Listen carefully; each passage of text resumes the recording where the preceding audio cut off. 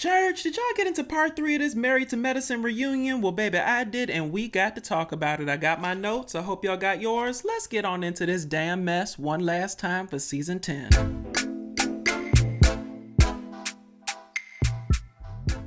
I don't know what it is about our love. Excuse me, y'all. I went to the Lettucey concert last weekend, and I basically done got that down ladies catalog in my head. To all my returning church members, baby, welcomes. And to all my new people, please, baby, please make sure to smash that subscribe button and to also click that bell notification so you are notified every time I decide to upload a video. Now, church, look, I am on the struggle bus today. I debated back and forth whether or not I was going to do this review, but I said, you know what? You got to stay consistent. Okay, faith is the hope in things that you cannot see, the hope and the belief in the things that you cannot see. So I'm going to bless the people that's fitting to watch this video today because that's what I've been ordained to do today. All right, so we going to push through and look at your neighbor and say push through. All right. So let's start this thing off with Dr. Greg and Quad, right? And I just want to talk about this whole thing of who likes seeing an ex. So when the whole reunion was about to start, Dr. Greg was talking about how he wasn't looking forward to seeing Quad because of all the issues that they had and stuff like that. And in this part 3, they loosely kind of talk to each other, even though I don't think they ever directly really talk to each other. They kind of talk to each other through talking to Andy.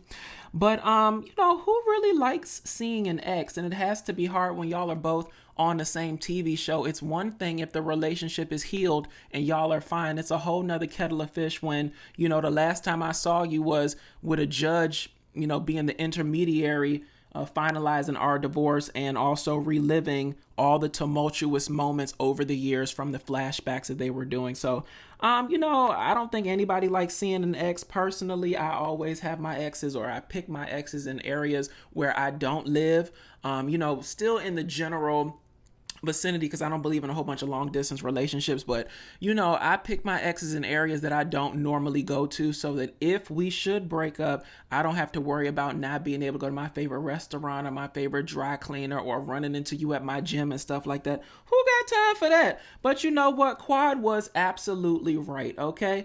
Y'all both signed up for this show. Dr. Greg knew that she was going to be on the show before he signed back up with his new wife. So, each one teach one, and y'all just figure out a way to make it work. Okay, we both making money. Clearly, the audience likes us both here. If Letitia ain't going nowhere, then Dr. Greg going to be there. And it seems like through this third part of the reunion, or the reunion in general, Quad's goodwill has kind of been built back in the group to the point that she'll probably be back next season. All right.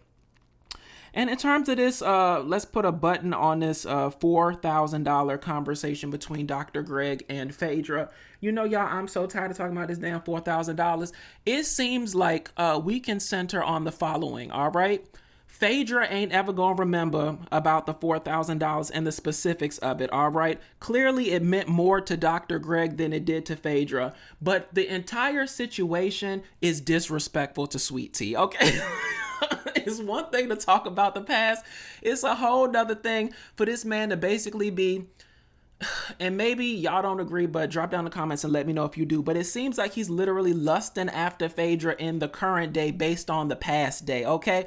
The way he talks about it, he was really trying to spit game at her. He really was feeling her. He really, wanted something to come about of it. And it seems like Phaedra is the one that got away. Now, for Sweet Tea to be his current wife and has to endure hearing about this, I said the last review, Dr. Greg needs to get better at his messaging, okay? Because the feeling that I get walking away from it as a viewer is that this is the one that got away and you had to settle for everybody else that came subsequently. So that may not be what he meant, but that's what kind of I felt from his speeches that he's given regarding this subject. All right. So all I got to say is, Sweet Tea, I hope you can get past it, girl, but I'm guessing you can, since this man was dumb enough not to get a damn prenup. That's the other thing. I didn't even write that damn thing down. That thing pissed me off so much.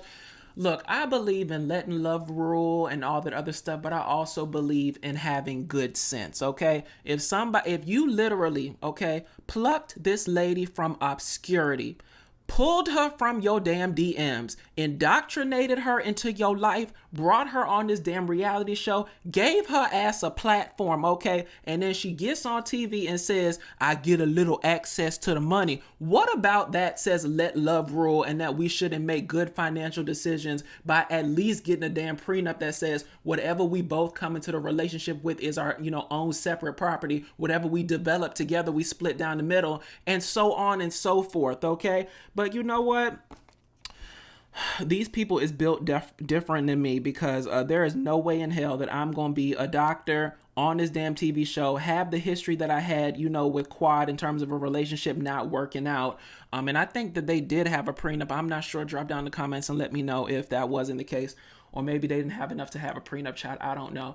But there is no way in hell that I would get married for the second time, especially to somebody that I plucked from obscurity in terms of, look, there's nothing wrong with being a regular person. Hell, I'm a damn regular person, all right? And if I was marrying me, I would damn sure get a damn prenup, especially if I'm in a better socioeconomic status. I just think it's a safe bet. And people don't like it because they think that you planning for a funeral while they planning for a wedding. But no, you planning for Mad Day, because I always say you do not know people until two things, okay? Mad Day and until they do not get their way. So the person that you marry today ain't gonna be the damn person that you divorce down the damn line. So you basically, it's an insurance policy for that damn day.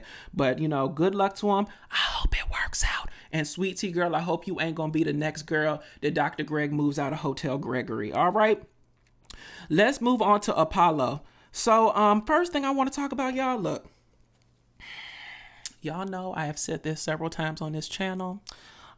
But I don't do jail, okay? I don't do jail. I don't do jail relationships, and I don't do jail for a number of reasons, at least for myself. Number one, I have a slick mouth. I have a pretty face. I have a big ass. And I think that I would kind of be snatched up before the first lights out. Now, don't get me wrong, honey. I'd be running that damn prison because, I'd be the biggest, strongest one's prison wife. And I feel like I'd be running things from the back end. I'd be like, I'd be the neck that Alicia thinks she is. For the biggest, strongest prisoner, okay? But look, when it comes to Apollo, y'all, look, and Jesus, please forgive me. That man is fine, okay? He is. Oh. But did y'all catch how the buttons on his shirt was scratched for dear life? Okay, now, some people, when they got buttons scratched on their shirt, is because their belly is about to explode and then buttons is fitting to be projectiles thrown at people. But with Apollo, you just feel like all his muscles is just rippling underneath that thing, busting that thing open just to be exposed to the world. Look, I was feeling improper things for that man. That is a married man. I don't lust after straight men. But look, Apollo is one of them things. One of them people that will literally make you rethink your view on prisoners, okay? Maybe I could find a nice, fine, yoked up prisoner, dust him off, okay? Give him a new life, give him a new lease on life, put some money in his pocket, okay? Maybe, indoctrinate him into, how I need to be taken care of and what he can do for me and stuff like that. And maybe you could dust somebody off that, look, all prisoners ain't bad people and everybody to go to jail ain't exactly innocent. I can't speak to Apollo's situation because I ain't finna go out on a limb for somebody I don't know. But, just because somebody has gone to jail, it does not make them a bad person, okay? So Apollo... The problem with Apollo is that he went to jail and then he went back. Like, you're not supposed to go back for nothing, okay? Once you go to jail and serve your time and get out, you ain't supposed to go back. So that's the problem I would have. I could not date a repeat offender. But if you went one time and you was as fine as Apollo, maybe hit me up. Send me a message to datdamndasher@gmail.com and maybe we could work something out, okay? I ain't say that. All right, now let's move on. Now, in terms of Apollo and Phaedra, we got no new information about the past. I was hoping that the re-entrance of Apollo would not only bring up stuff that we didn't know regarding the Phaedra and the Apollo dynamic, which it did in a certain respect in terms of them having a good co-parenting relationship, which is amazing. But I was hoping it would also lead to more information regarding Phaedra, her time on The Housewives, the whole Candy and Portia debacle and stuff like that. But, if Phaedra gets a second season on Married to Medicine, maybe they're going to hold out that for then and finally make her talk about the stuff that people really want to hear about. Although I wanted more drama with her and Apollo, It looks like they are in a good place. So, thank Jesus for that, because all ex situations where you meeting your, past ex in a Chick-fil-A parking lot to switch out the kids or whatever, and, a neutral place because they can't come to your house or come inside, it's probably a bad situation for the children. So the fact that they were able to heal whatever ills that they had between the two of them, and even though I guess Apollo still hasn't made it inside the house, child, at least he can, pull up in the driveway and get the kids and say a nice little hello before he goes on about his life. So, no new information regarding the Portia, the Candy, and the Phaedra debacle, but, it was good to know that Apollo and Phaedra are in a good place, and hopefully that will continue.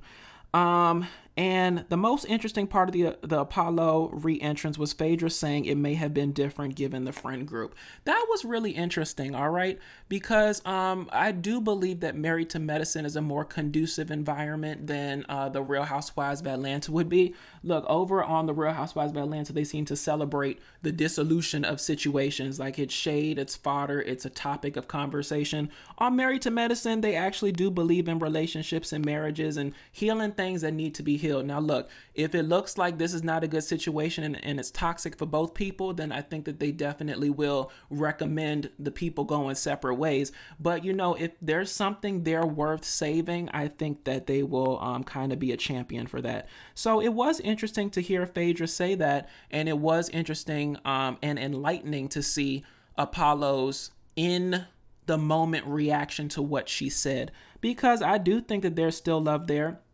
Personally, I don't believe in spinning the block because I've never spun the block. But hell, look, I think Nelly and Ashanti have showed a lot of people that maybe, time does heal all wounds. And just because it didn't really end well with y'all at one point in time doesn't mean that this person can't serve another purpose in your life later on. But let me not say too much, because Apollo is in a marriage that allegedly is secure, unless recent reports are to be believed, and I may have reported on that on the podcast sometime. Lord forgive me. But I got a job to do, damn it. I got a job to do. I report on what I got to report on. But it was interesting just to see that, Phaedra said that the situation with Apollo could have been different given the circumstances and given the friend group. All right. Now, in terms of Simone versus Heavenly, y'all, it must be really hard for three people to be in a relationship where two people are friends with the mutual person, but they're not necessarily friends with each other, right? It has to be a strange dynamic because you both want the best for your mutual friend, but you keep coming into conflict with the other person in terms of how they go about stuff. I don't believe that Heavenly means ill towards Simone. I just think that her way of going about things is very abrasive, right? Like, you can get your message across, but Heavenly will literally drag you through the mud, through the trees, through the dirt, through the rose thorns before she gets to her actual point. If Heavenly could have explained herself to Simone the way that she did on this damn reunion, I don't think that they would have had that huge ass blow up that they did during the season, okay? Because when Heavenly was like, before you yell at me, like, let me explain. She explained herself so eloquently there that I was just hoping, she could have done the same thing in the past or whatever.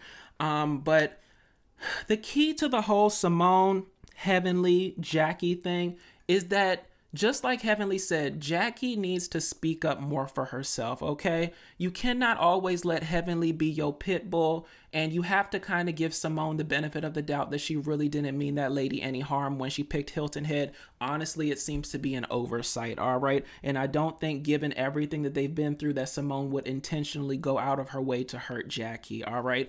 I think Heavenly knows that deep down inside, but once again, it's her interpretation of the moment and her mouth just being reckless in it. But like I said before, Jackie's going to need to fight her own battles, okay? Jackie's going to need to, even if it's just to say, Heavenly, yo, calm down, I got this, I can fight my own battles, right? I think that would help the issue, because it seems like whenever, there's an issue between Simone, Jackie, and Heavenly is rah, rah, rah. Simone don't play, so she rah, rah, rah. Jackie's stuck in the middle, and she just feels like the best thing to do is for her to remain silent. But to me, remaining silent just perpetuates the issue even further. So Jackie, you got to lift up every voice and sing, mama. And you can't always just let Simone and Heavenly fight it out, because to me, that makes the divide between the two of them even bigger, with you not, actually lifting up every voice and singing and saying how you really feel instead of letting Heavenly fight your damn battles. All right. Now, after that, Kema and Alicia, they had that whole talk about oral sex and in the group and who likes it, who doesn't like it, and stuff like that. What I thought was interesting regarding the whole exchange, y'all, is when a point has been made, it's been made ad nauseum, everybody understands how everybody feels about it, but then someone adds a corresponding detail that is like, yo, you could have saved that, all right? That's what I got from Kema and Alicia talking about, or Alicia rather talking about, I'm a dentist, my husband's an oral surgeon, and we've seen lots of trauma happen in terms of oral sex issues where people are being very rough and violent and stuff like that, and it can cause a lot of oral issues. Girl, you supposed to give arguments that strengthen your position, okay? All that did was weaken it, because if you with a man in a relationship and he over there, drilling your mouth in the worst way, you got a bigger problem, okay? You need a new relationship and a new man at that point. I was like, Alicia, you have to learn how to stop while you still ahead, okay? Everybody already realized that everybody else like the oral sex. You and Kema is of a different breed, and that's okay. And we could have left it there. That whole oral issue that you and Kema done seen with trauma in people's mouths, that didn't serve to fix absolutely nothing, okay? So next time, just know when to hold them, child, and know when to fold them, all right? Now, Heavenly versus Sweet Tea, that drama just keeps going round and round and round we go. The funny moment with Jackie.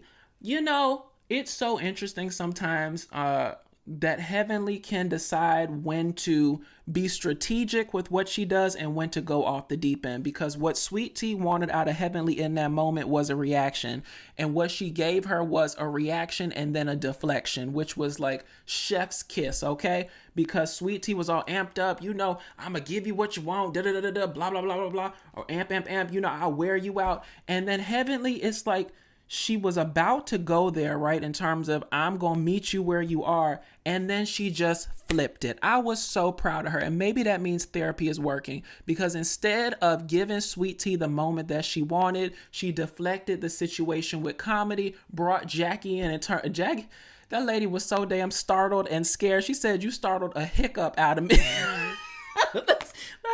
That's really being startled in the damn situation. She was like, if Jackie gonna do this, but Jackie don't go do this with me, she gonna say F you and stuff. She gonna rise up and fight about it. Jackie's like, what the hell is going on? It just took everybody off guard. And I thought that was a perfect way to diffuse the situation. Okay. So hopefully, since now, Heavenly, that, we know that you're capable of strategic shade,